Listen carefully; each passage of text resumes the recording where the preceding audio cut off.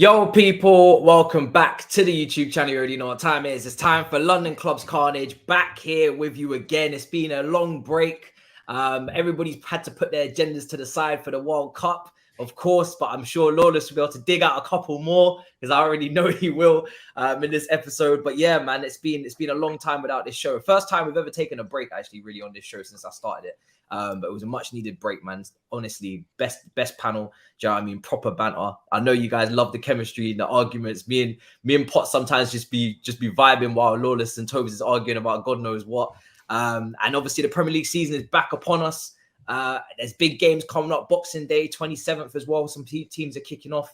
And reality is upon us again. Do you know what I mean? We all had our fun with the World Cup, had our whatever teams we were supporting, and, you know, saw some greatness as well. And then now the club football begins, and now that we're back to normality. So, Lawless, I'll let you take it away first, bro. How you doing? I'm liking that purple, mysterious kind of Halloween. What's going on, man, over there? Halloween, you know what I mean? Try and jazz up the background a bit, you know what I mean? Trying to jazz things up, trying to up the production levels. You know, that's what we're doing. We're coming back stronger. My team won, I will. Claret and blue, man. Claret and blue. Claret and blue. Yeah, it's true. There's no such thing as claret light. You can't recreate claret light. There's no claret light. It's either red or it's purple. You can't get claret with light for some reason. Yeah, you try your best. You know what I'm saying? Good to have you back. Potts, I see you again. My brother, how you doing? Burkamp in the background. I've missed them historic little vibe of shirts in the background. I like it, man. What's that? What sponsorship is that? GVC? Yeah, GVC. Yeah, JVC.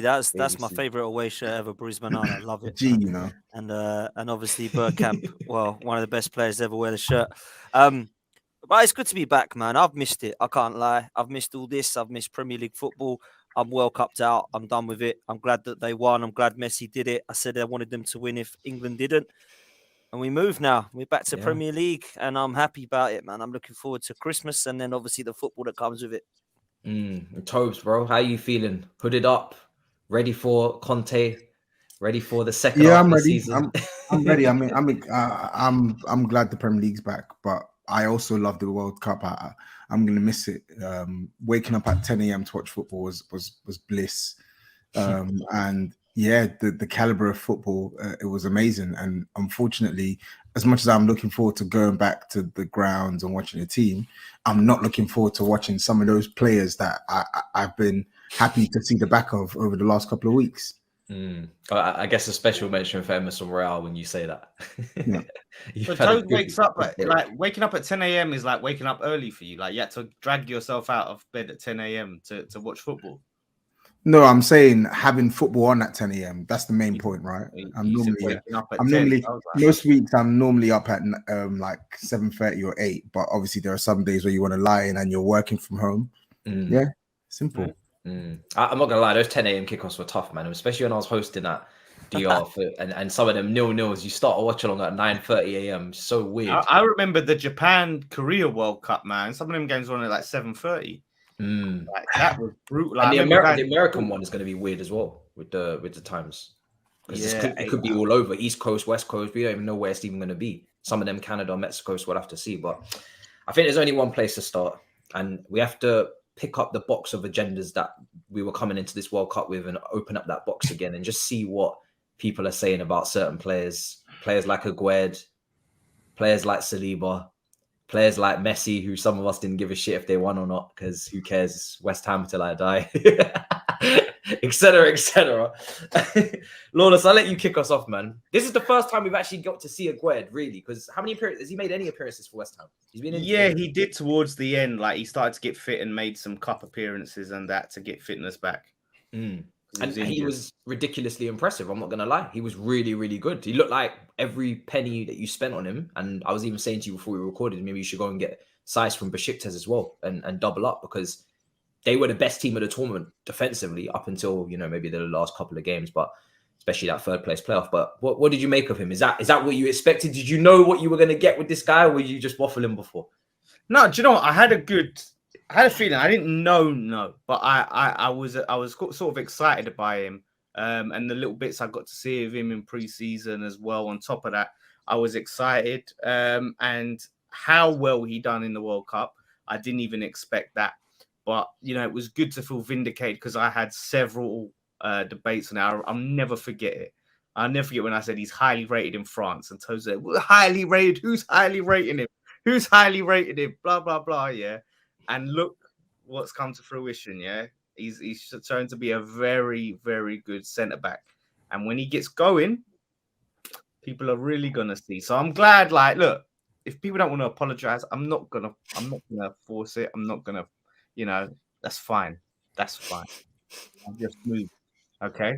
So yeah, look, Saliba held the bench. Why? Aguerd was one of the best players of the tournament, I'd say. He was. But I think your memory is always hazy. As per, nobody would have stoned you if you said, I like the Aguerd signing, and I think he's going to be good for West Ham. No, you extended yourself and then started putting him. You started ranking him amongst defenders who have done more than Aguerd, i.e. Saliba. Saliba was in the team of the year. In League On last season, and as you've seen, he's been one of the best centre backs in the league this season. And that's coming from me as a Spurs fan in the league. And you were comparing him to Saliba. And that's when you got pammed. But typical Lawless, you pretend as if it's you against the world, as per when 80% of the time you're talking nonsense. Well, it is because you twist my words. Fair play. He used to say 70%. He's racked that up. I'm actually going to apologize to you now because I did take the piss out of you because I was like, who the fuck is Aguerd? Yeah, but fair play. I'll hold my hands up. Like, he did well. He did well. I think with the tactic that they deployed, where it was sort of like soaking up pressure and then transitioning well, I think obviously him and Saiss built up a really good partnership. So I want to see how he does it for West Ham, because I feel like if he can replicate what he did for Morocco for West Ham, I think you can put a good partnership there between him and Zuma. I think you can. And look what happened when he got injured. Morocco got slapped up from being a team that weren't conceding.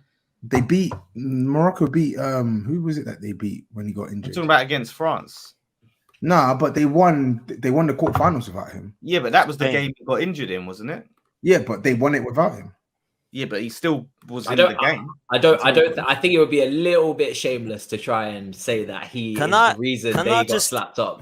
Can I just bring bear in mind, Saiss was literally holding his hamstring the same game that the game where they dominated most of the match. Can I just pull Lawless up on a little bit of hypocrisy yet again? Oh, here we go. Because I was told to calm down about Saliba after seeing him for 2 seasons in France, talking about him for 12 games at Arsenal, and I've been told to calm down. This guy's had 3 games at West Ham. He's been a good World Cup, and all of a sudden it's fine for you to sit there and say, oh, Aguerd, I told you. Yet 14 games in, top of the table, Saliba being rated as one of the best defenders in the league and in world football at the moment, I'm the one who's got to calm down. I understand how all of a sudden everybody can start going, who's this Saliba guy? He looks pretty good. Calm down. But when it's Aguerd, everybody talk about him. I told you. He carried that Morocco defense by himself. Hakimi and Mizraoui were worshipping him. Did you know? Listen, right? Potts, yeah, you've just exposed yourself. You've walked into a trap there with your own words. What did you just say about Saliba? One of the best defenders in the league and world football. I ain't said that about Aguerd. I said he's going to be a very good signing. Everyone else has said that, I'm saying. Good. Everyone else has said Saliba has been highly rated in world football at the moment. Didn't play in the World Cup, and for me, he's better than Upamecano from what I can tell. He looked dodgy every single time the ball went near him. So for me, I've yet again said, just see what Saliba does. He'll prove you all wrong. Tobs and Matisse were happy to say, yeah, I'm liking it. Oh, you calm down. Just calm down, Potts. Just calm down. Give him time. 14 games. Aguerd's kicked a ball for 5 minutes for West Ham, and you want us all to start sucking him off? I don't get it. Excuse me, but he had a World Cup on the biggest stage in football. Look good. Yeah, look good. Aguerd. Look good. But what? I'm not saying he's no good. Saliba? I'm saying, why is it a problem for me and for me to say Aguerd's had a good time? But you can't say that to Saliba. Calm down, everyone. Calm down. Saliba's been good. I said Saliba's been good, but let's relax. Let's just relax. Why not relax about Aguerd? Listen, I'm fairly relaxed. I think he's going to be a good signing, but I'm not going, oh, the best in world football and all of this. And I've never said that either. I've never said he's the best in world football. I said he's got the potential to be one of the best in world football. That's what I said. You're saying that Aguerd is going to be highly rated. Was he in team of the year? Maybe he was. I don't even know. But Saliba was. He is, for me anyway, this season, Saliba has got to be considered as one of the best defenders around. Now, Aguerd, he could be as well. But why is it calm down, Saliba? And everybody, I told you about Aguerd. Because the level that you're hyping Saliba is much greater than the level I'm hyping Aguerd. It's probably because there's just more Arsenal fans than West Ham, isn't it? That's probably what it is. It's just more people speaking. Arsenal fans. And really, to be honest, let's be real. What have West Ham had to hype up this season? It's been a bad start to the season. And this is what I want to get to because you two face off. And I want to ask Tobs before I come to you guys, what happened to West Ham prior to World Cup? Is any of that relevant to this fixture coming in? Because really form... Is it really even coming into account considering the fact that we've had a whole month and a half break? They're losing. Can West Ham cause a problem? They're losing. They're losing. They're losing damn. that game. They're losing that game. They got absolutely slapped by Arsenal last season. In a season where they were supposedly better, they got destroyed from that. Yes, slapped. The game ended 2-0, but that should have been a 5-0 job. You were shocking, Antonio. Wait, was this the game where we got the red card? What was Soufal? Yeah. Yeah, it was. Yeah. Oh, you're talking shit then, Tobs. You're talking I'm shit. talking shit. Out of that game. We deserve I'm talking shit. You were fucking garbage. Antonio, I remember watching that game. And I came back on this platform. We can search the episode. I said the great Antonio that Lawless was wanking off over, yeah. He was absolutely terrible. His touch was heavier than a ton of bricks. He was so bad. And Arsenal, I remember Bukayo Saka murdered them on that left-hand side. They got hammered, bro. 90 minutes of non-stop traffic, attack. I'm shocked. 21 shots. You forget, until Smith Rowe scored that second, we was in the ascendancy despite having. We was on top. We was, bruv. You were not on top. You were not on top. You're such a liar. I watched that game for 90 minutes. You were rubbish. You were crap. You had maybe one or two half decent moments. That's about it. You're thinking of a different game, man. I'm not thinking of a different game. I know exactly. I literally just gave you the exact game I'm talking about. I've named multiple things that happened. We should have never had a man sent off. You're throwing context. It's not about you were getting murdered before the guy got sent off. The game was not in your control before he got sent off. What are you talking about? You were second best for pretty much the whole match. So what I'm saying to you is that iteration of Arsenal destroyed you at their ground. You are worse off than you were last season. They're better than they were last season. So it's a stonewall Arsenal win for me. And when I'm looking at it's a stonewall Arsenal win for me. Why should I think that West Ham are going to go there and get a result? Why? Give me one good reason. You know what this show does to me? Yeah.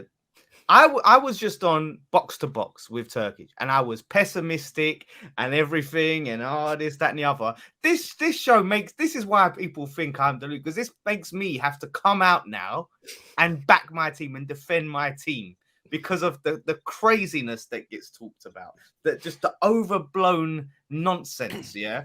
And look at it, right? Potts, let me give you the stats. Here we go. Let me give you the stats. West Ham had 7 attempts in 90 minutes, 1 shot on target, 0 big chances created. That's without context. 2 shots inside the box, 5 shots outside the box. Your goalkeeper only had to make 1 save that game. Theirs had to make 6. And let's not forget, Lacazette missed a penalty that game. We had higher XG, I think. I think we had higher XG. They shouldn't have even had a penalty, by the way. Lacazette missed the penalty that game. But you are literally XG, mate. You constantly lie. You constantly lie, and then when I tell you what's happened, you're telling me, "Oh, I'm being harsh." I have no reason to back West Ham here. Arsenal haven't lost the game at home this season. Yeah, Arsenal most of their team did not play at this World Cup. Ramsdale's fresh. Odegaard is fresh. Martinelli is fresh. Gabriel Saliba. You don't have to misrepresent another game. We know that. We know we're not the favorite. I'm not misrepresenting anything. You were shit. You were rubbish. You were absolutely dog shit with or without the red card. You were crap and you deserve to lose the game. What are you talking about? You're crap. I watched that game for 90 minutes. They pummeled you. Nah. So you do think what you've seen from you just no. That's it. That's the only comeback. Nope. No, I'm not having it. He won't even enter because to be fair, Lawless, you've kind of already stated that you're pessimistic, not confident. You don't think that you can go there and get something. So, Toby, what he's saying is kind of lined up with what you're saying. Yeah, I know, but he's just using incorrect analysis to justify that. You don't need to twist narratives about a game from a year ago. None said twist narrative. Because from an individual standpoint, West Ham still have a very good team. So that's why I was asking is what happened before the World Cup, which really is West Ham at their worst. What's changed? Tell me, what's changed? Well, they've had a break. Maybe they've had an opportunity to work tactically to actually get some motivation. They do need to step it up in the league. Obviously, there's no Jesus Potts. I don't know if that plays a small part for you. Obviously, Nketiah plays up front now. No Saliba, the best centre back in world football. He's not. Why wouldn't he be playing? Potts said that apparently. Why? No, I didn't say that. I said that Jesus is the only one that should be out. Should just be Eddie in for him. Everyone else should be fit. Saliba should be in. He ain't kicked a ball. He's played 40 minutes in the last 6 weeks, so he should be fine. Ramsdale played the other night, and Saka and Martinelli played in the behind closed doors friendly. So I'm expecting the full strength Arsenal side plus Eddie. The only thing I will say, and I said this before off air, it's a good time. It's a better time to play us than it was before. Because there's no Jesus, of course, that's obvious. But also you've had a break. Moyes has had a chance to actually get them drilled on the training ground. There's 4 players? Kera, Aguerd, Paqueta and Rice. Have I missed anybody else? That's it that went to the World Cup. Everyone else is basically fit. Areola went to the World Cup. Okay, Areola, but again, he didn't play. So they'll all be fresh. He doesn't play anyway. Fabianski plays. So you look at it.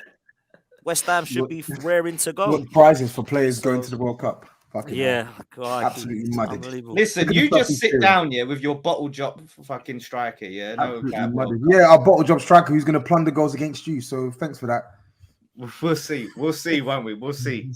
Do you think? I know this is mad just to segue so quickly, but you just brought it up. Do you think Harry Kane's going to take any stick from opposition fans? Yes, he's gonna get booed the shit out of, isn't he? He will, and it's football. It's football. I'm tired of this snowflake bullshit. He missed a major penalty for England that could have sent them to extra time. He's gonna get stick for that. It would be the same way was singing to Saka, "You let your country down." At so many games. I was. The game was the game. So Kane is gonna get his abuse. It's up to him to ride through the abuse and let his football do the talking. There you go. Listen, I think he should get abused because that's football. And it's Harry Kane. Arsenal fan. I'll be more than happy. No surprise. You know what? I think Judge said it best. If there was a way England could have gone out, that's the way. That's the way he wanted. Yeah. I watched that game with Lee Judges and he didn't give a shit, mate. Honestly, he left and he went, "Good, I'm happy." So he absolutely hates him. So I can't wait to go to White Hart Lane. It's going to be absolutely biblical when we're all screaming at him. I said to him, "Mate, just make sure we win. Do not lose there and start singing that." This is it. That's how I'll know if Arsenal win that game. We're jumping ahead. I'll feel like this Arsenal, because that's a game Arsenal that typically don't win. But this game, this is what I was saying. This game is not a test. It's not going to be a test for Arsenal. If Arsenal win this, it doesn't prove anything. Because to answer your question, Matisse, I can see business, resuming as usual after the World Cup with us. Because from what I've seen in pre-season and what I've been hearing in pre-season, it's same old. Moyes really has to show that he's used this time wisely and has looked at ways to get the best out of these players. Because Paqueta wasn't great at the World Cup, I have to say. I don't agree with that. You don't agree? He's got an assist. He's got how many assists? He got a couple of assists. I don't know, but I just from what I watched, I'm not talking about the assist. From what I watched him a couple of times, and both times it wasn't great. Him and Rafinha. I'm going to say jury is still out for me. I'm not going to go yet, but I need to see more if he's supposed to be this amazing signing.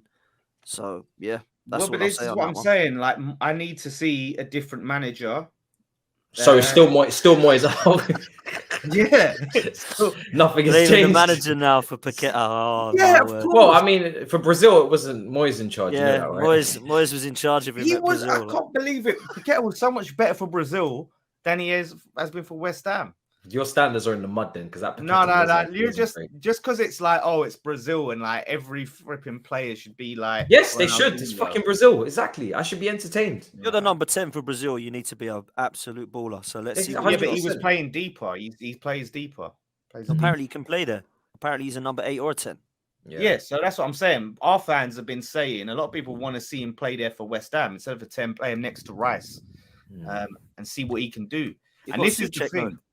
What? Look, here he goes. He wasn't. Paqueta was poor for Brazil. He scored. He had that game against Korea where he scored that nice goal. That was a nice goal. But the majority of matches I watched when he was playing, it was like he wasn't playing. And to be honest, I do think the way in which Tite sets up the team, I do think Neymar is the one who's given the free role, and Paqueta, I don't think he got it cooking enough in central areas. But I still think that he is a good player. Like, he's obviously got good technical quality. But if I'm going to use Lawless's way of and method of judging players, why should you talk up Paqueta? What's he done? What's he done in the Premier League? He's done nothing in the Premier League. And when I watched him for Brazil, he was one of their worst players. Now, come on, man. This is ridiculous. This is the. Okay, so let me tell you. So in the Brazil, He didn't do anything. Let's be real. in the Brazil starting lineup, let's go through it. No, you say I'm chatting shit. Okay, cool. In the Brazil starting lineup, I'm talking about in their midfield and their attack. Yeah, Casemiro had an excellent World Cup. Yeah, Neymar, he wasn't good. I think he was poor. I think Neymar was poor by his standards. I think he was poor. Scored a quality goal though against Croatia, but yeah, he did score a quality goal. Richarlison had a good World Cup. There's no argument about that one. yeah. Vinicius Jr., even he wasn't at his influential best, but he had a decent World Cup because he was probing. Rafinha was rubbish, crap, and Paqueta was poor. I He was think poor. so Neymar. So you're acting like I'm just bashing Paqueta. I'm not bashing Paqueta. He was one of Brazil's worst performers because he was playing every game and his impact was rarely felt. Yeah. I think he was a lot better in the team when Neymar was playing, because I think those two together link up well. They have a great understanding. They obviously have a great relationship. You can't bring Neymar to West Ham, though. So well, you know what? What is the plan? We almost signed him, you know? We almost signed him when he was young. Huh? Before he became a superstar, yeah. Oh, don't give me this. I think Big Sam. I think it was Big Sam or someone turned over, or whoever had before him. He would have left you like they all do anyway. So there is absolutely no chance that Big Sam ever had a conversation with Neymar and almost persuaded him to come. There's no way. There's nothing that he could say. I can't remember what the manager if it was. It wasn't Big Sam, I'll tell you that. There's no way that could possibly. 2010, yes, it would have been Glenn Roeder or someone like that. We offered Santos. Maybe Pellegrini, maybe, because might be able to speak the same language. That might be it. It might have been Zola, you know. It might have been Zola. Yeah, 16 million we bid when he played for Santos. So, boy, just imagine if we got that over the line. Jeez. Imagine. He would have been there for one season and gone to Barcelona. Well, yeah, but we would have got a big payout. Like, so. But Thabz, yeah, at the moment, if Moyes, if we win this Mascherano. game, I'm going to put my Moyes out to bed. And Is it that simple for you? If he wins this game, you're deluded. It's You're no, absolutely deluded. wait. He's a muppet, and the reason why he's a muppet is because he's Moyes out, and he knows they're not going to win this game, which is why he said that. It's saying nothing. It's like, oh, if Spurs win the Champions League, then I'll love Daniel Levy. But I know Spurs aren't going to win the Champions League. I'm not saying I'm Moyes in. Nothing statement. very political from you. If he wins this game, that's going to go a long way to showing me. Is it though? Yeah, because this you don't understand, right? How could I've seen us play so many games? It could easily just be a one-off win, right? The Emirates. Do you know how many times I've seen us go there, and no matter what, we can be playing the best football of our lives, right? We can fucking do it all, and somehow, some way, those pricks come away with the 3 points, right? I've seen this play out. Let me get this right. If you go to the Emirates, you play like shit, don't deserve it, but you snag a 1-0 win, you're gonna be Moyes in again. I'm not saying I never said I'd be Moyes in. I never said I'm Moyes in, But I'm cooling off of the Moyes out. I'm gonna cool on it. I'm gonna do what Tobs does. I'm gonna put this up and just. You You're are. looking a bit sad I'm there. starting to understand. I'm you starting are- to understand why Tobes was like, you know what? Nah, No, this but is why nothing's is gonna that not change. fair? Why is Business that not as fair? usual. L's for West Ham. Business as usual. Why You is are that very not fair? How can unserious. you be? How can Very you be unserious so fan passionately? base, if that's the So case. passionately, I'm done. I'm done. One game. Oh, go on in. I'll have you a bit No, longer. because no, it's not just obviously what we're seeing then is now he's had the chance. He's had the 6 weeks, yeah. If we win that game, then it's a sign of okay, he's had that game now. We've got a result, a win. Like Moyes has never won in the league away against the Sky Sports 6. I get that, but surely if he does Surely that, it'd be then he's got 3-4 to go games after that minimum, and have yeah. 3 or 4 gather wins with it. Surely. Yeah, he has to. But if he wins that, gets a draw, get like 2 draws in the next game, I'm still not. I'm gonna because it's still, you know what I mean, like a big game. None of this makes any sense to me at all. I think it. Listen, look, he's got this time now. He's had this 6 weeks. Yeah, I'm not gonna be like okay, one win. I'm Moyes out. Yeah, like I'm trying to see now. This is the time. I'm giving him the next 3 games. Right. No. I'm looking at these next 3 fixtures. I thought you were Moyes out. No, but I am. I am. Right? I don't get this. Tobs, am I mad here? What is going on with this? I don't understand this point at all. But what I'm saying is, I'm still looking like if he's got an opportunity to win me over. Is what I'm saying. These next 3 games, he has to prove himself. Okay, that's the proving point. Everyone's done. Everyone's lost. He's not for me. I'm cutting this short. No, but he's not past the point of no return. Is what I'm saying. This is how shit gets twisted. He's not past the point of no return. Because for me, I thought he was. Because for me, if I'm saying manager out, that means they're past the point of no return. That's what Moyes out means. That's what Conte out. That's what Wenger out. That means you're past the point of no return. That's why I wouldn't just flippantly say that without meaning it, because that means I don't give a damn what's going on now. You have already shown that you can't do this. So if you're willing to give him 3 more games, that tells me that. No, hold on. If you're out, Potts was Arteta out. Now and look what it's taken. It's taken for Arteta to go top of the league, and he's still watching him. He's still keeping an eye on him. No return. No, I'm saying no. Of course, there's a 1%, but you're saying 3 games. You're saying a win against you. You didn't even give it 3 games. You said a win against Arsenal. You said a win against Arsenal to bring you up to what 13th place, and suddenly that's going to be fine. That's going to be no. It's not going to be fine. I'm still going to be pissed and have my doubts, but that's going to go a long way to building bridges and mending fences. Yeah, is what I'm saying. Let's start getting the nails out. Yeah, and get the hammer. And then we can start putting the hammers need to get the hammer out. Okay. Yeah, exactly. All right. I want to ask on Arsenal quickly before we move to Tottenham and Chelsea. But we all know that Nketiah is not good enough. I think we can all agree on that, right? No one thinks that we should go not in comparison to Jesus. Yes. Yeah. But so go on. So surely in January, right, Tobs, they should be going for someone, even Vlahovic. Somebody needs to come in. Surely. No, they're not going to get Vlahovic in January. That's preposterous. They're not going to put it this way. They will struggle to get someone who will give them what Jesus gives them off the ball in January. Yeah. Or better yet, they won't pay the money that it will take to get someone of that ilk in January. But they needed to sign another attacker anyway. Like even with Jesus, they needed to sign another attacker anyway. So I think that's what they're going to try and do in January. I think the Jesus injury is just sort of derailed their plan somewhat, but then again, they were the ones that decided to reward Nketiah with 100 bags a week. So isn't this the exact reason you retain someone like Eddie Nketiah to play and deputize when Gabriel Jesus can't? For what it's worth, yeah, I don't think Nketiah is anywhere near as good as Jesus as an all-round player, but I think there are certain elements of Jesus' game that I think Nketiah can offer them. I think Nketiah will give you the work rate, maybe not the relentless work rate that Jesus does, but he'll give you work rate. He'll press, he'll lead the press, he'll press people into mistakes like he did when he came into the team last year. And the one thing which I actually think Eddie Nketiah will do, which Jesus hasn't done the last 2 months for Arsenal, is score. I genuinely believe Eddie Nketiah, if he's given even half the chances that Jesus has had over the past couple of weeks before the World Cup, he's going to score goals. So yes, Arsenal are losing a whole lot in terms of their overarching gameplay because of Gabriel Jesus. But I do think Nketiah will score a couple of goals.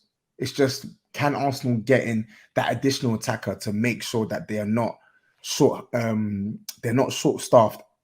Because ultimately, when they're playing against some of these better sides, like your Chelseas, like your Spurses, you're going to need the higher caliber attacker to lift you in these matches. And I think in those games, I don't think Nketiah is going to be the one to do it. Fair enough. I mean, Potts, what's your confidence levels now? Because I've seen some people say that Nketiah is not really given any respect. I mean, he did score some goals last season when he came in, to be fair. He did spearhead a little bit of a charge with some of the goals that he was scoring. He scored at Stamford Bridge, I think, as well. But you know, I think because of the area of the league you're competing in, you're going up against Haaland versus Nketiah. That's the way I'm looking at it. Do you know what I mean? And it ain't looking good. So surely in January you need minimum two, 3 signings you're looking at. Yeah. There's two ways to answer this. There's the what we need and what we need to happen answer. And is there any links as well? Yeah, I mean there is. There is. There's two ways to answer it. There's what we need and what we feel we need in the window, and what I think is going to happen. What we need is free signings, if I'm honest, and that will show the ambition to me that we actually want to try and take City as far as we can. Keeping things as they are proves to me they're happy with top 4 and competing with top 4 with the others, because I feel we'll drop into the pack. I think Jesus is so massive for us, and although he hasn't been scoring goals, he's been doing everything else. And without him in that team, some of those goals would not have happened because of the creativity, because of the link-up play, because of everything that he's done. Now with Toby, and I think Tobs has pretty much summed up most of the points there, if I'm honest with you. Scoring goals is actually not the major problem with Eddie Nketiah, because he does do it. He can put them in. He's not like unbelievable at it, and he hasn't been in this kind of mid-season friendlies. But what I will say is that he's definitely developed as a player. He's stronger, his link-up plays better, off the ball he's a lot better. But it still isn't where we need it to be, in my opinion anyway. Agree. Now, I think what we need to do is go in with a couple of forwards. The options are we get Mudryk from Shakhtar Donetsk, who's apparently really keen to come. Whether they're going to sell him, I don't know in terms of the fee. But there's a lot of rumours going around that Martinelli for the last 10 months has been playing through the middle in training as an option of a number 9. So that's the option you've got there. Smith Rowe goes left, Martinelli goes through the middle, Saka goes right. You've got Mudryk coming in who can then help across that front 3. The other option, of course, if you want to play Eddie Nketiah, is that you just play Eddie and swap him for Jesus. The other option, like Tobs has said, is you get in somebody. Now, Vlahovic isn't going to happen. That ship sailed as far as I'm concerned, even though the problem's going on at Juventus. The player I keep hearing is João Felix. I don't know what people's thoughts are on that. Some people might think that's a good signing. Some people might think it's a real risk. I think he fits more the profile of what Mikel Arteta would probably want. But again, you're talking about a hell of a lot of money. Good luck. So, exactly, right? So they're the options. What do I think will happen? I think we will sign Mudryk and that will be it. I don't think we're getting another forward. I think Mikel Arteta will utilise Eddie Nketiah and have Martinelli there as a false 9, number 9, whatever you want to call it, if things don't work out. And Mudryk will come in to cover for Smith Rowe and Saka if need be, or to force one of them out of the team. That's what I can honestly see happening. The other rumours are actually not linked with any of those positions. We're looking at Tielemans again. Danilo over Brazil. I don't know why you're looking at Tielemans. This Tielemans thing puzzles me every time I hear Tielemans' name. He didn't have a good World Cup. Nobody in that Belgium team did. But again, I was not impressed with him whenever I saw him once again in that midfield 2 along with Wetzel. And I just don't get it. Apart from a couple long shots here and there, the guy's intensity is not there. Especially for an Arsenal team that is like trying to be really intense and move the ball quickly and be on the front foot and just very energetic off the ball. I don't get Tielemans, especially when he can't play DM, which has always been the issue. You've got Fabio Vieira. People keep forgetting about him. Second half of the season, I'm expecting him to kick on and get more minutes and be more involved. Looks like a nice little techie player whenever I've looked at him. But if Partey goes down injured and it's Lokonga or El Neni, that is a fat drop-off. Huge. So surely the priority has to be to get a DM over a Tielemans. Surely. I think the issue that they're looking at is who do we get? who is out there that comes in for Thomas Partey when he's Amrabat. injured? Because everybody, well, that's fairly enough. That was what I mentioned actually when I was asked that question. Yeah. But when I look, I think I'm looking from Arteta's point of view, and they're saying, who do we get? We can't go and get a Rice, which is what we need. He's going to be ridiculous money, and it ain't going to happen in January, if at all. So who do we go and get? Ibrahim Sangare might be an option at PSV, but other than that, who is there that's actually going to be better than El Neni or what we've got so far? That's what they're thinking. Now, Milinkovic-Savic is the one that we want, but apparently that's going to be a summer move. So I'm hearing, and again, I've got no ITKs, I'm just going by everybody else's rumours, that we're calling on the DM role. We're going for a forward and maybe 2, and that will be it for the January, and then the rest of it will be in the summer. Now, that could be foolish, because if Partey gets crocked, we're back to El Neni again. If Jesus gets crocked and we don't have a forward, we've got to rely on Eddie Nketiah and Martinelli if he has to play there. For me, just go and get it done in January. You're never going to have this chance again of being as close as you think you are. 5 points clear of Man City, and the January transfer window is coming open. Show some ambition and just go, do you know what? I don't care what it is. If Financial Fair Play want to investigate us for a bit, nothing happens anyway other than you just have to pay a fine. Go just pay a lot of money and get the 2 or 3 positions in that you feel you need so you have the best chance possible of fighting Man City as far as possible. If you get to April, if you get to May, amazing. It's the title challenge. If you stick with what we've got, we're going to have a very, very difficult next 5 games, in my opinion, because this is a tough start for Arsenal again now. We've got real hard fixtures in West Ham, which Lawless is trying to play down, but it's never got. I've never had West Ham come to the Emirates and gone, oh, this will be 4 or 5. This will be 4 or 5 easy. Never have. Brighton away next game, very difficult place to go. Playing well at the moment, never any, and I don't know anyone that goes there and says, this is easy. And then we've got Spurs, Man United, and Newcastle. That's 5 games there, which could be really difficult with a squad at the moment, which is quite thin in certain parts. So I want to see some ambition from the ownership and some backing from Mikel Arteta. And I watched Mikel Arteta last night with Jamie Carragher on Monday Night Football, which was a good watch.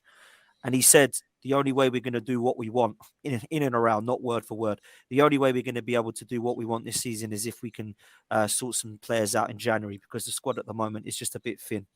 That must be a good sign for me. So I'm expecting to see a couple of faces come in. Who those faces are is yet to be seen. But we are in serious trouble if Thomas Partey is to get injured long term, as well as Gabriel Jesus at the moment. So something has to be done in January, Matisse, big time. Yeah, no, 100%. I'm looking at all clubs really in the fight for whatever they're looking at objectives wise this season, what they do in January, because last January we saw the difference between doing something and not doing something, and it was literally the difference between top 4 and not top 4. So yeah, Arsenal's gonna be a very intriguing month for them, as for us as well. We keep signing these Brazilians. I don't know if you guys have seen these 18-year-old Brazilians we're trying to Andre Santos. Yeah, and another one apparently, and Andre Santos coming in. This 18. I know the striker. Yeah, I know Fofana from Molde. It seems Brazilians are back in fashion now, because Arsenal been at it. We've signed obviously Paqueta, now we've signed this Luizão, this kid for right now, and everyone seems to be getting back to Brazilians. They went out of style for a while. Now they're just the thing. River Plate obviously produced Alvarez and Enzo Fernandez, and that's what. Argentina. I was going to say, have you seen what's coming through there? It's mad. Bro, I actually want to get your thoughts on what you're seeing. I think there was a list compiled of the under 18s the under 19s that we've bought, or we've bought a whole heap of teenagers in the last 6 months. Do you guys actually think this is a viable way of going about business now, to bring in this influx of 18, 19-year-olds, multi-club model kind of thing that we're building, similar to Manchester City, trying to buy up other clubs, loan them out? I mean, do you even think it should be allowed as well? Should there be some sort of regulations on bringing in this many players of this age and kind of plotting them around the world and then just seeing which ones make it and bring it back? Or is that just business to you guys? It's just business. Football's a ruthless sport. Agreed. I do think then there needs to be something done about the way your club specifically manages youngsters. I hate that bullshit when I'm seeing 30 players out on loan. I think that there's a loan rule that already came in. Yeah, maximum loan. Yeah, exactly. It's that was a disgrace. But stuff like that, I don't think should be allowed to happen. But generally speaking, I don't see the issue. I think for clubs to remain competitive, it's not just all about buying players that can go straight into the first team. It's about buying young talent that you can build up to come into the team in a couple of years' time, rather than paying 50, 60 million. Like you could pluck someone that you've bought for 10 million that's been playing in your academy. Yeah, but there has to be a limit to it, because I think that can sort of destabilize the whole football pyramid if basically you send out, you're not developing these youngsters in your team, you're sending them out to all these different clubs so they can develop them, and then all of a sudden now you take them back, and that what these clubs have to do is replace the hole that, you know, has been left by these players going back to their club. So if there's no limit, you're allowed to buy up all these youngsters. Yeah, you go out and they can keep the crap, we'll take the good ones back. No worries, no commitments. I think that's a problem. That has to be regulated to some degree, you know. Chelsea have really, in my opinion, Matisse, anyway, I don't think they've been too wise with some of the way they've dealt with some of the young players coming through, man. Because I understand Chelsea need like absolute stars, but they just keep buying and buying and buying. Some of the players I've seen coming through Chelsea, I'm like, do you know what? I actually think they're looking decent, or they looking good. And then they go on to clubs. You think, where'd he come from? Chelsea. All right. What happened? Oh, they just kept sending him out on loan for about 5 years. Players like Tariq Lamptey, players like Nathan Aki, Tamori, who's the other guy? Mark Guehi. And then all of a sudden, Chelsea need defenders. It's like, hang on, you got 3 there that could have done a job. So I think that they need to wise up on that. And maybe things will now as new ownership. I don't know. But I think you've got an unbelievable academy, and some of the stuff that's come through it, I think needs to be looked at, because, I mean, I'm liking a lot of those players I've mentioned. I'd take majority of them, I think, in the top 6 of clubs. So, yeah, I think that you could learn a lot from that in the last few years, man. I think constant loans, I don't know if that works for players, like, as opposed to, you might loan them for a season here and there at a early stage of their career, but there's at some point, you've got to give them a chance in that team, in that first team, playing senior level football. Because I've seen it time and time again. It's just, you see a player that get loaned out season after season after season, and you just feel like it's never going to work, but they're not really getting chances to show what they can do in your setup, in your system. Yeah. I've seen Amari Hutchinson in that friendly against Aston Villa, and I thought a lot of Chelsea fans online are already drawing him up in starting 11s, because the guy was just so explosive, so fearless, so energetic, showed quality as well with the shot that off the post was good going up against the defenders 1v1. The guy looks player, he's from Arsenal, obviously you know him, and the guy looks special, but I'm hoping that he gets his opportunities in the second half of the season, because I think it says there on that list he's 19. I put up the list of teenagers that we seem to have purchased in the last 6 months since the last summer window.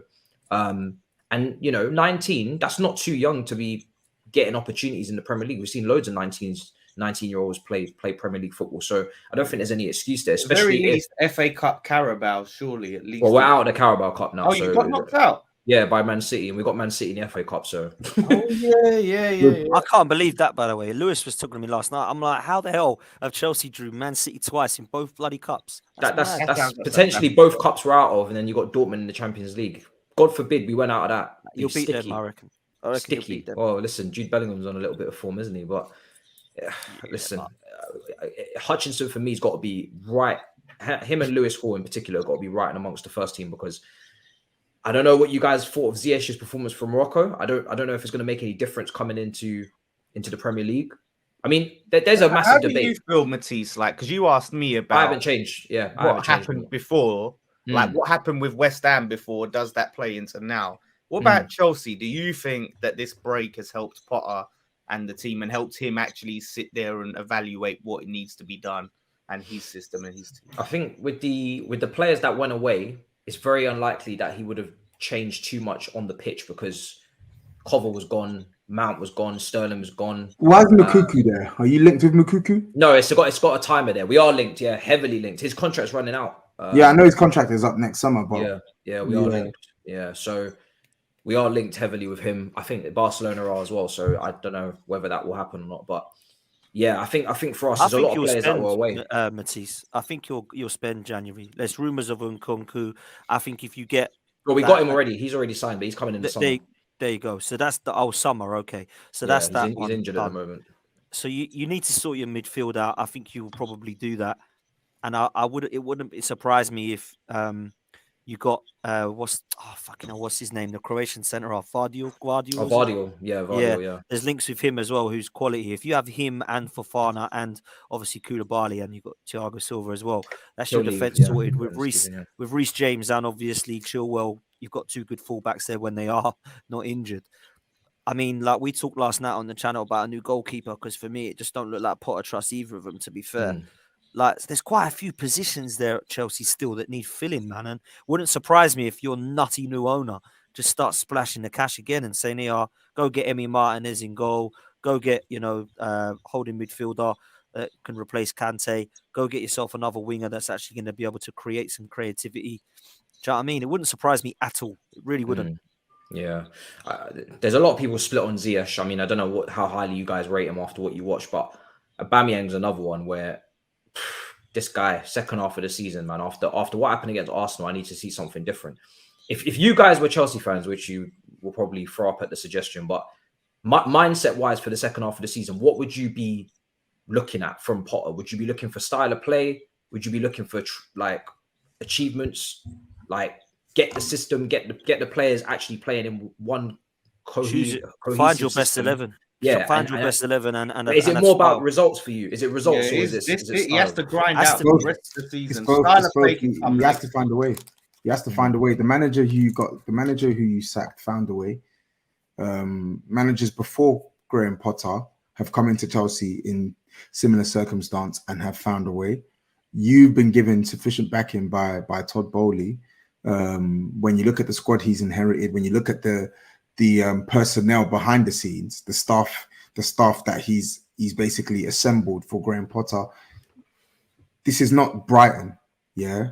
Yes, he's learning on the job. Yes, this is his biggest job to date, but targets are targets. And he has to get top four for Chelsea. He has to get top four for Chelsea. And most importantly, he has to find his way of playing with this team. That's it.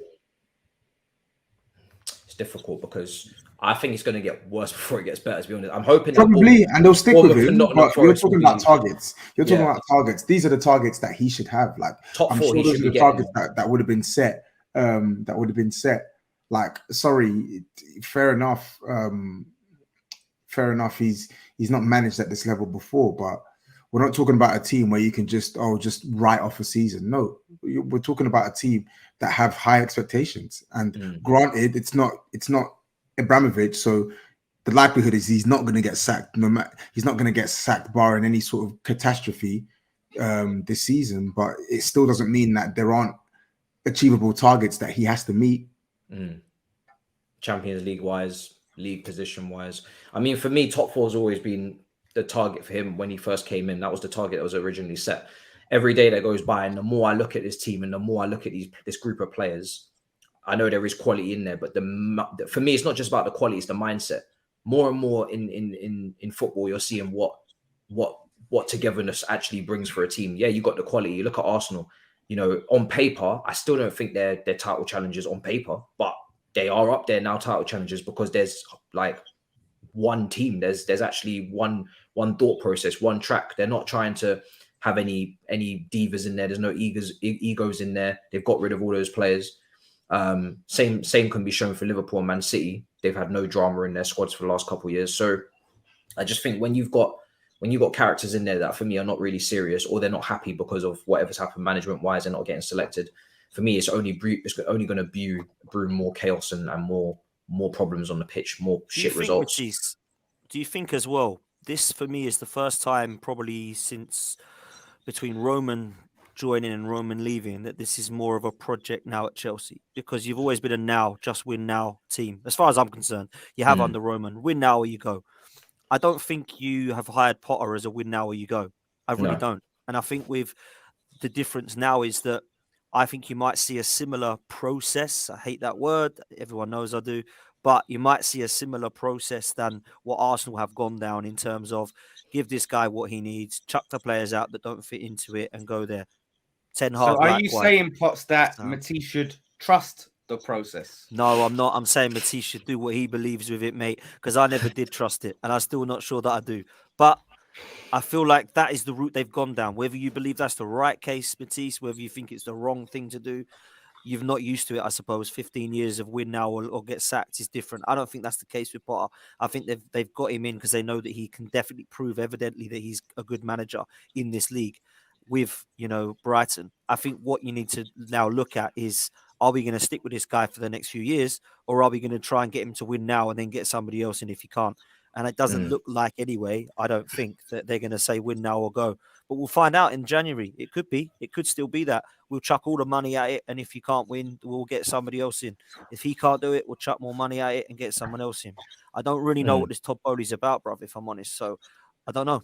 Maybe he's a project manager. Maybe he's a win now manager. A lot of people are now using Arteta as the learning curve, right? This is what happened with Arteta, so follow suit and you'll be fine. If Chelsea were to finish back-to-back 8th place finish, surely I'd be well within my right to say this brother needs to leave. Do you know what I mean? Should have been sacked. Obviously, Arsenal have been vindicated for not sacking him, but there were at least 3 moments where Arteta could and should have been sacked, and nobody would have batted an eyelid. More than that. Exactly, and I'm being kind. 3. Yeah, more than 3. And I don't know that you can use Arteta as the example of what. I don't think yet you can use the example of just stick with it and it'll all be rosy, because it still isn't rosy. He hasn't won anything yet. Like, we haven't done anything yet. So let's just calm down on the let's use Arteta as a model. But that wasn't through sticking with him. That was in his first year.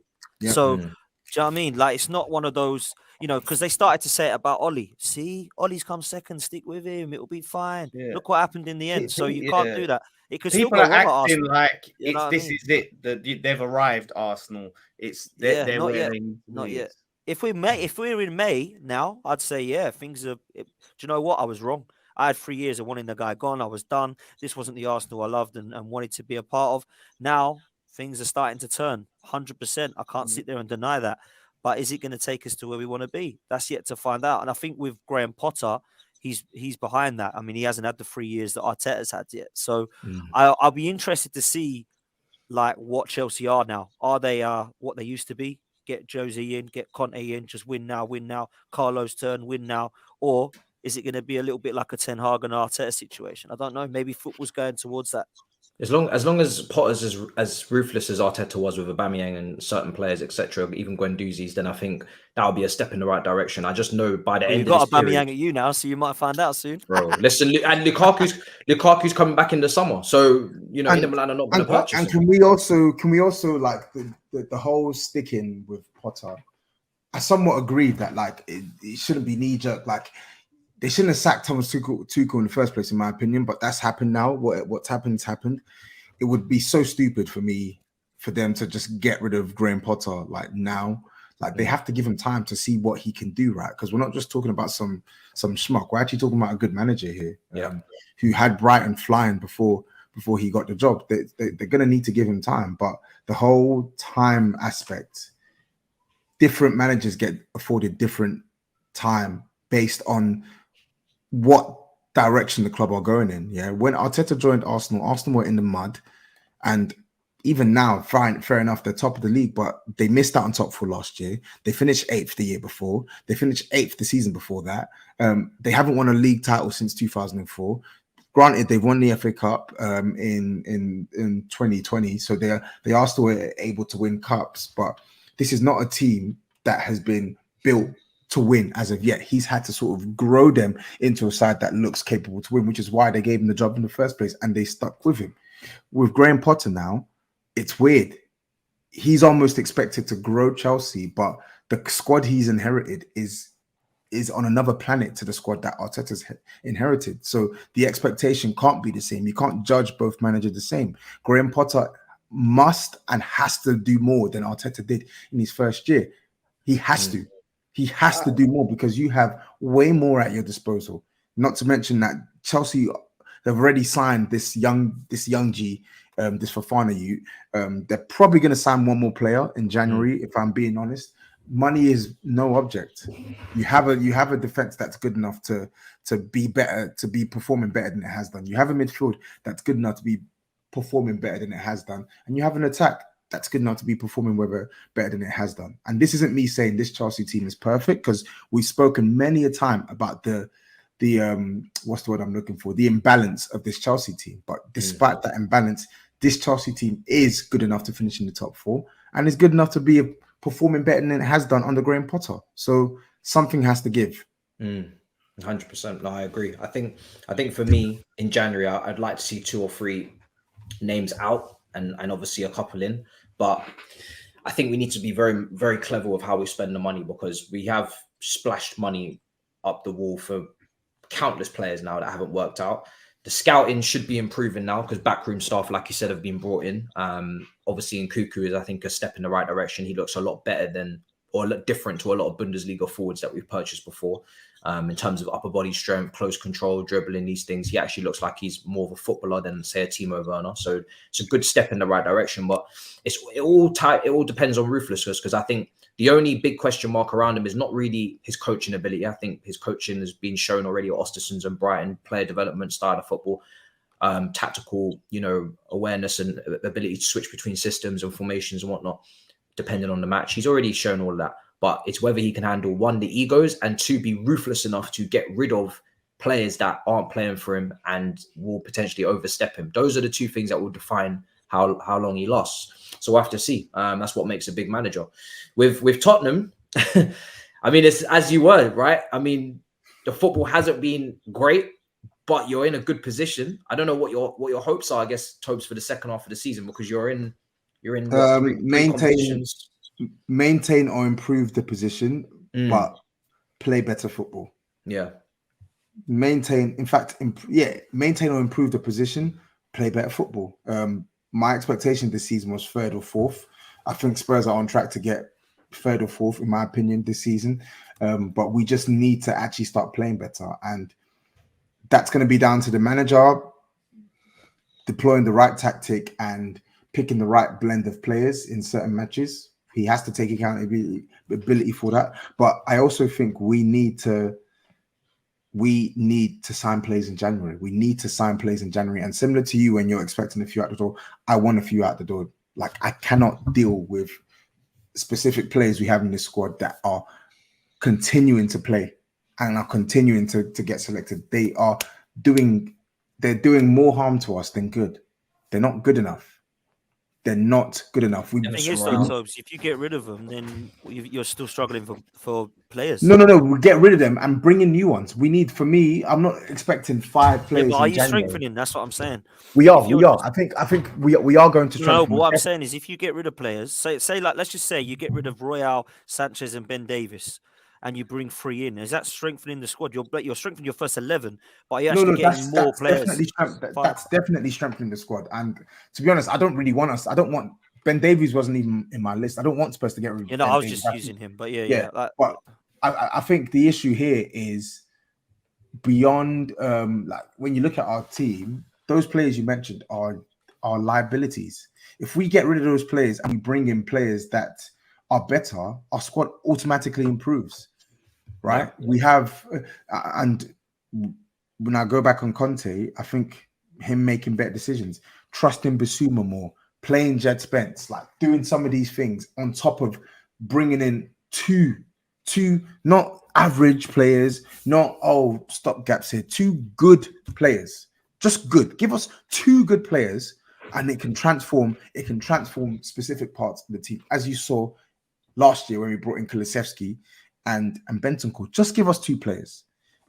Not asking for the world. Just give us 2 certified players that can come into the 11 and play well, can be relied upon, and I think you'll see us improve. And then, of course, as well, annoyingly, Richarlison's injured, but I feel like Kulusevski's fit now.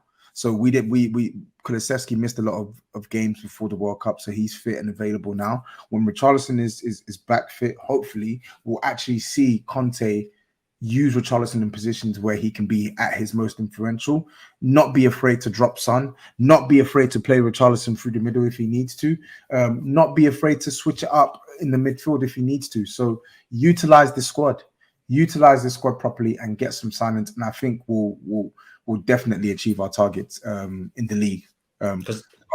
Obviously, the hope is I still want a trophy. My expectation is Spurs should be aiming to win a trophy this season. I think we should with Antonio Conte. But when have you got in the cup? Portsmouth, But having Portsmouth at home, but having seen how we were against Nottingham Forest, how we were in the Champions League, like if we play like that, if we play like we have done in the cup competitions in the FA Cup, we're going to get knocked out. Not so much by Portsmouth, but eventually we're going to get knocked out. So I need to see an improvement in the cup competitions as well. I need to. I look forward to seeing how he fares in Europe as well, because there's European records there to be looked at as well in terms of, and even this season in the group stage, you guys were very fortunate at times.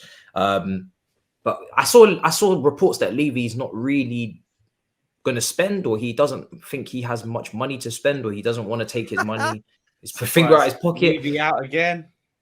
Levy out is trending again. The news you're seeing is that Antonio Conte is considering his future, which isn't really news, but yeah, the positivity has gone from here to here. So there were a lot more positive around him signing the new deal a couple months back, and now, in typical fashion, of course, on the eve of the January transfer window as it's about to open, he's considering his future, and rightly so, because I think where's the ambition?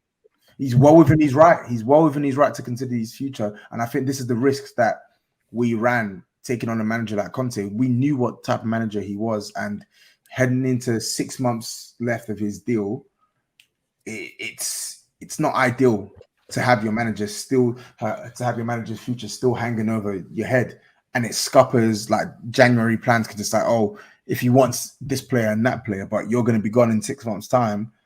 It doesn't exactly leave us in the best position. But again, I personally feel that if Spurs do what Antonio Conte wants, if we buy into Conte and back him 100%, not 60%, not 70%, 100%, because a lot of people are confusing. Oh, but Spurs spent money. We spent money, and we've gotten players that Conte wanted. Conte wanted Kulusevski, Bentancur, Richarlison for 60 million. We've got those players in. He wanted Perisic, we got Perisic in. So he's had players, right? He's had players, and with the type of manager he is, I do think he is a good enough manager, i.e. an elite manager, to be able to get top four with this squad. But this squad is still not made in his image. We still don't have that commanding centre-back that can occupy the central and left side positions that he wanted. We still don't have reliable enough wing-backs. We still don't have this. We still don't have a midfielder who is proficient in the third phase. Bentancur is showing that he can do certain things in that zone, but we don't have a midfielder who exclusively does his best work in the third phase. We don't have ample cover for Kulusevski. So there are certain aspects where we're still short, and he's looking for the club to do what they can to fill up as many of these gaps as possible. Yeah. And as I've said already, I don't think it's going to be done in January. I don't think it's all going to be done in January, but at least two. There has to be two. Give us two to uplift this team and give the manager a reason to say, okay, yeah, we're pulling in the right direction. I'm going to sign a new deal. I think he'll be gone, man. I think he'll be gone, Conte, wherever. Just comes and lands with that bomb. I've said this for ages, though, to be fair. I have said this for a while. Tobs knows it. And I think Pochettino will come back if he doesn't go to West Ham. I think he'll go to Tottenham. I do. I stand by it. I was gonna ask though. Yeah, I mean, Pochettino's forever been linked back with Tottenham, so that's normal. But I was gonna ask, now that Luis Enrique is out of a job, is that temptation there to get the style of football that he could potentially implement? Keep Conte. Conte's better than Enrique. I just want to test you. I want Conte to stay. I'm not with the. I think it's better. I'm sick to death of this bullshit about style. We have a manager who's a fucking winner, and it's not he was winning 5 years ago. He's winning now. So if you give him what he wants, he will get Spurs in a position where we can actually win. I fully believe that. I 100% believe Antonio Conte can win something with Spurs. And you want a trophy at the end of the day. You don't really give a shit. Yeah, of course. Of course I want a trophy. But I think of all the managers in Europe, he's one of the few that are the most placed to deliver silverware to Spurs. Yeah, I agree with that, to be fair. I do agree with that. Well, listen, I don't think you're going to pick up silverware this season, but it depends on the draw. It depends on the draw. You know, if you can avoid Man City and keep getting the pompies and whatnot, then you might be able to snag a way through. Lawless, you've been a bit quiet on Tottenham. What's your thoughts on the situation? They're sitting in fourth, just behind Newcastle, as you were. Obviously, I know the bottle job that probably broke a lot of hearts is going back there, but he probably will have his villain arc, like Mbappe, a little bit of villain arc. Harry Kane, I wouldn't mind seeing him respond to all of the abuse he's probably going to get in the stadiums. It might actually make him better. So why wouldn't you mind that? I mean, because I would mind that. Because I mean, I would mind. I'd never want to see Tottenham win, but I don't like the narrative that's been pushed on Harry Kane recently in terms of his overall footballing ability. I've had Chelsea fans coming into my mentions saying, "How could you defend on the Big Six that Harry Kane was the top? That is, Harry Kane's in the top 5 for all-time Premier League strikers." And I was just sitting there thinking to myself, well, first of all, I went back through Kane's records. Every single season, this guy, without fail, scores goals. He gets goals in the Premier League, which is not easy to do. We've had a plethora of strikers come in this league and stink up the place. He has just been scoring goals. No years off, no down. Even the year where he wanted to go to Manchester City and he had a stinker, which was last year. I mean, just Drogba or Kane? Drogba or Kane? No, Drogba for big moments. But you're asking me who counts in football. Yeah, 100%. And that is why he's getting crucified. But those are like, that's like, so big moments, that's like 10 games in a season. What about the other 50? Yeah. And that doesn't make sense. And best believe I would have. Of course it matters, because if you don't perform in the other 50, then you don't get to the stage. You don't get the big moments in the first place. But no one was in there saying, so hold on. Right? So hold on. Okay, well, maybe you're going to debate me on this, right? I will obviously take Drogba taking that penalty again for England any day of the week over Kane, because I know Drogba in the big moments, he steps up. Regardless, every final, this guy is on point.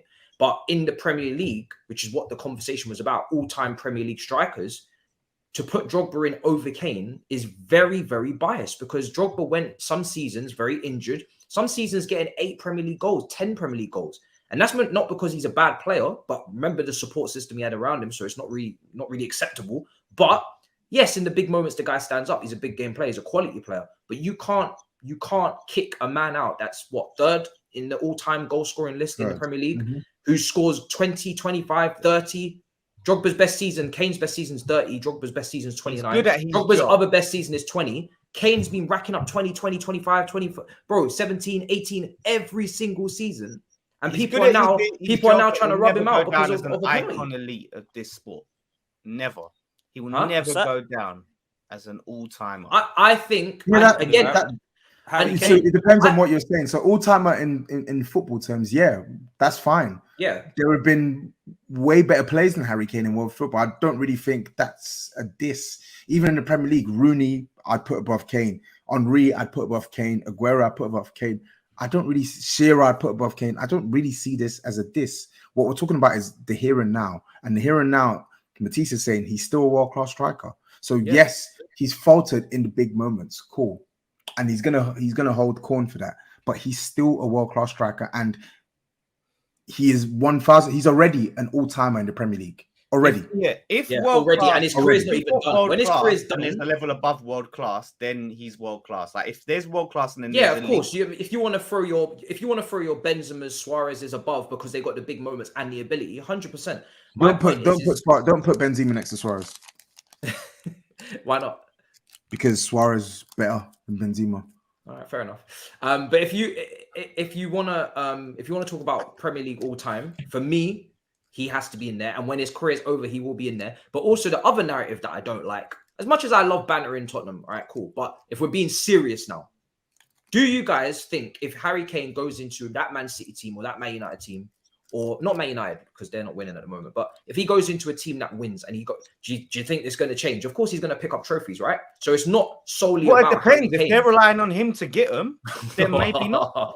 Maybe not. Bro, come on. This is what I'm talking about. If Harry Kane goes to one of the top teams in Europe, if he goes to Bayern Munich, if he went to Man City last summer, if he goes to here, there, and anywhere, whatever, he's going to bag trophies. We've seen Modric leave. We've seen Bale leave. We've seen countless players leave this club. And Modric and Bale are better big game players than Harry Kane. Yeah, they are. But Kane goes to Bayern Munich, he will win the trophies that they just win by default, right? The Bundesliga and the German FA Cup, right? Whatever you call it. Same if he goes to PSG. But when it comes to winning the Champions League, and they're saying you're our main guy, go do it.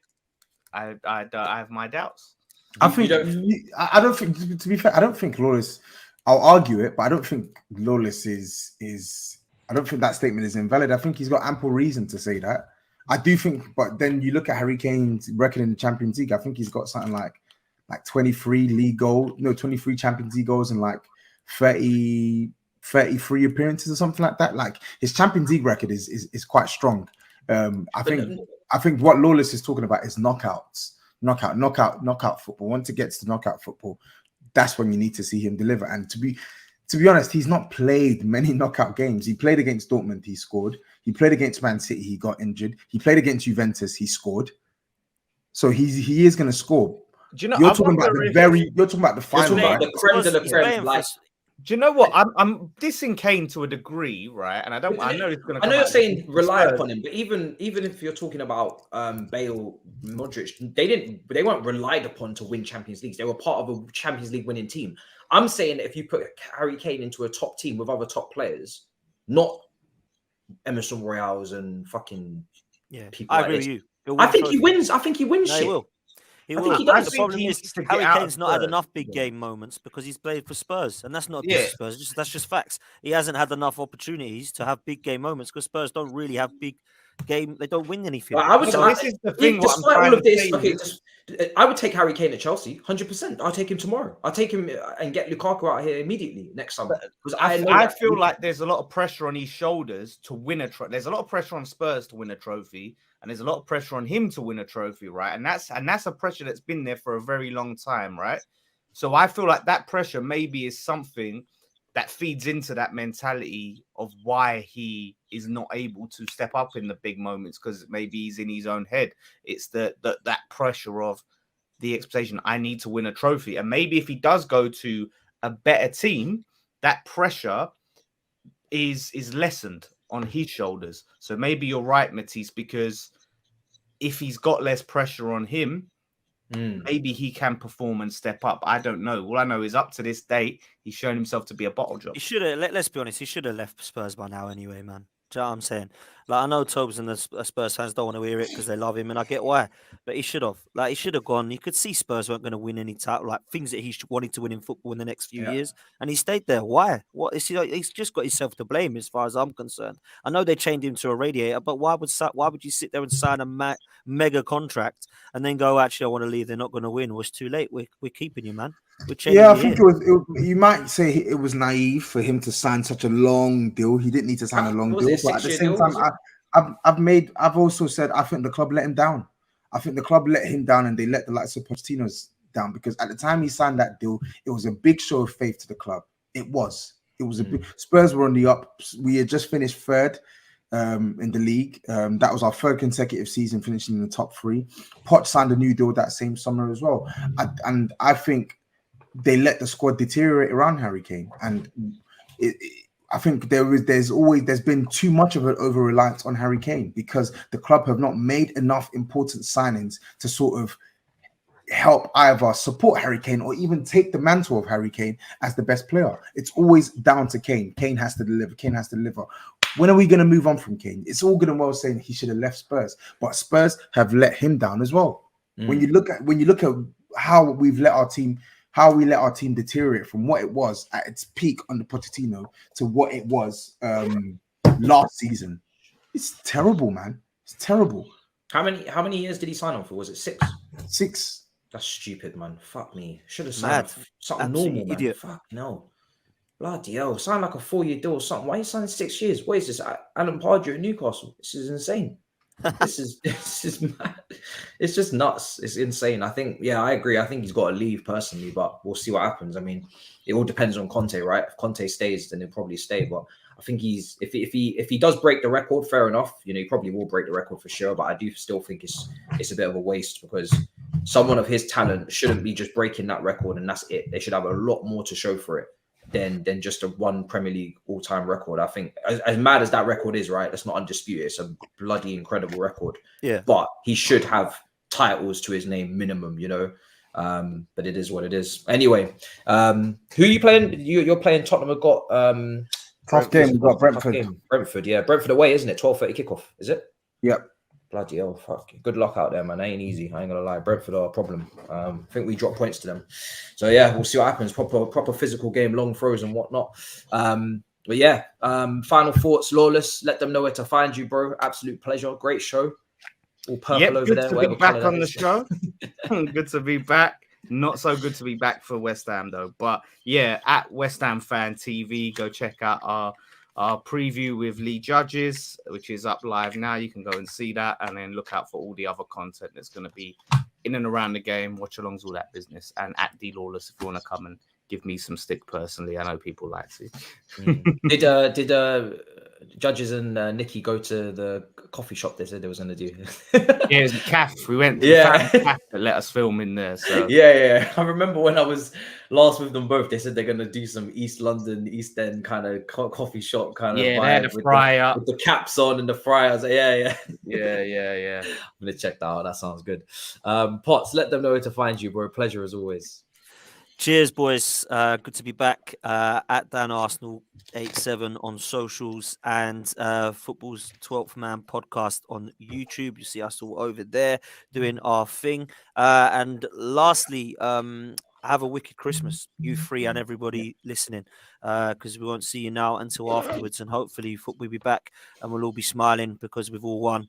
And we have some festive joy as well. Obviously not Lawless, but hopefully me.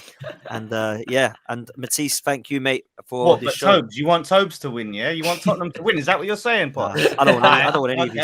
I'm just being polite. I don't want any of you to win. I want you all to lose so I can come back smiling. Oh goodness, yeah. I mean, the first fixtures are next week. I haven't even looked at them. It's gonna be wild, but we'll see what happens. Tobs, let them know where to find you, bro. Pleasure as always. Great show. Yeah.